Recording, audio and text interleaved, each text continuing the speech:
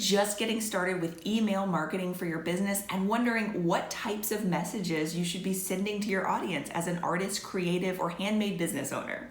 If so, you're in the right place. In this video, I'm going to share 3 different types of email marketing messages that you could be sending, 3 different formats, and show you some examples of each of them. Hi, I'm Mallory Whitfield, and this is Badass Creatives, your home for marketing advice for artists, makers, and badass creative entrepreneurs just like you who want to sell more of your handmade products. Today's video was actually inspired by a question submitted by a student in one of my Skillshare classes.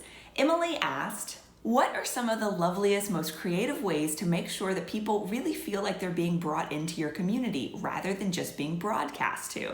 Do you send newsletters, maybe weekly or monthly? Okay, so in terms of how often you should be sending emails to your list, it's more important, in my opinion, to create a regular, consistent cadence, something that feels manageable to you versus overcommitting to something that you could maybe manage for a few weeks or months, but eventually you're gonna burn out and give up on. Now, I do generally recommend trying to email your list at least once a month. If you don't email people for a very long time, your list can go stale. People can become unengaged. They forget why they even signed up to receive emails from you in the first place. They start wondering who you are.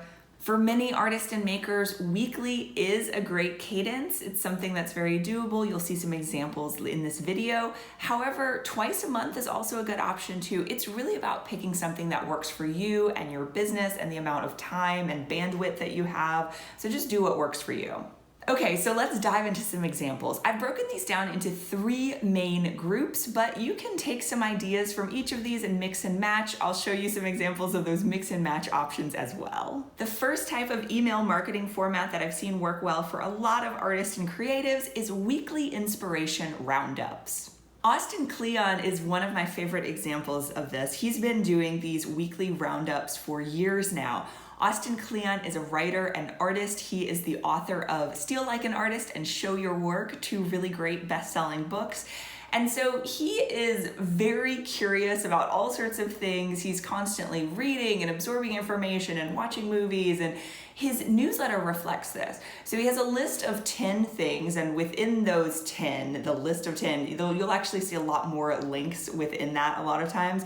But he's really great to follow for inspiration because he curates all these things that are really interesting to him and that he thinks will be interesting to his audience as well. Another example of this type of email is my friend Justin Shields. Justin is an incredibly talented illustrator and artist, in addition to being a talented marketer and consultant and coach and speaker and all these things. He was actually my former boss in New Orleans. We briefly formally worked together for a couple of months, although we've known each other for many, many years. So Justin has a weekly email called the Weekly Reset.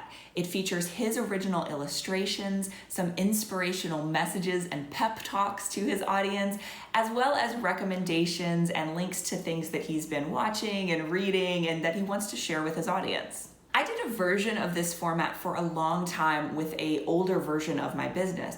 Each week I would send out a newsletter. The top portion would be something relevant to what I wanted to promote or talk about that specific week. But within each newsletter, I would include a list of 5 things that I was interested in or learning more about that week. Now, the second format that's super popular with artists and makers is to focus on photography and focus on the products themselves. If you're not a writer, if you are uncomfortable writing, this can be a great format, and just lean into the visual aspects of email. Especially if you do sell physical products, leaning on the photography aspect can make your emails feel more like a mini e-commerce site. My friend Kelsey, who's the founder of Fringe & Company, a really fantastic and fun clothing line, does this. So her background is in photography, that's her strength, and so most of her email marketing messages are very photo heavy.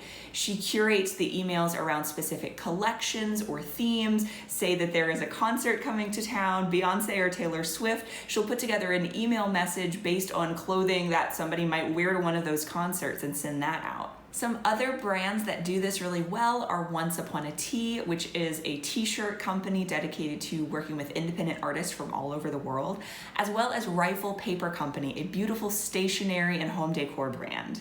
The third format that I've seen work well for a lot of creatives is long form letters.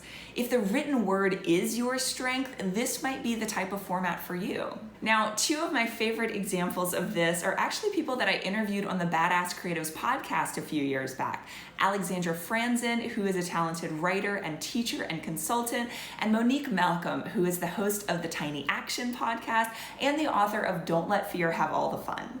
Now, Alexandra and Monique are both writers, so this format naturally works really well for them.